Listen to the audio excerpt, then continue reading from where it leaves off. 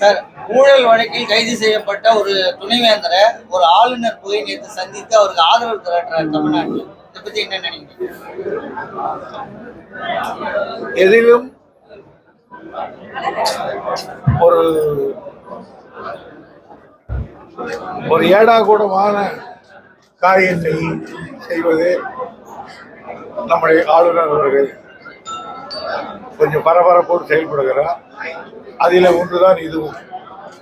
தமிழகத்தில் வெள்ளம் பாதிக்கப்பட்ட பகுதியில் நிறைய நீர்த்தேக்கங்கள், ஓடைகள்லாம் உடஞ்சி போச்சு, குளங்கள்லாம் எவ்வளவு மதிப்பீடு நமக்கு சேதம் ஏற்பட்டு? குறிப்பா சிறப்பா அது முழுக்க என்னுடைய இலாக்கா தான்.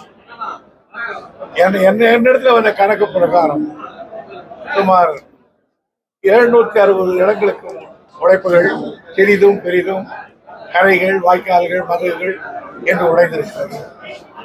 இவைகளை முழுவதும் செப்பனிடம் வர வேண்டுமானால் அதுக்கான மதிப்பீடுகளை தயாரித்துக் கொண்டிருக்கிறார்கள்.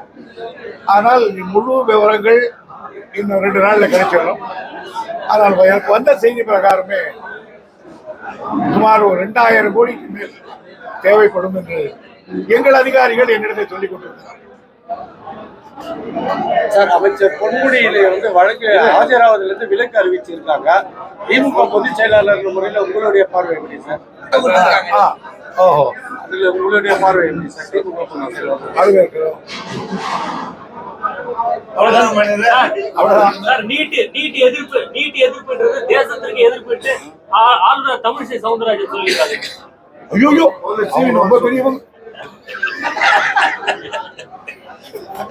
அதுக்கு பாவம்.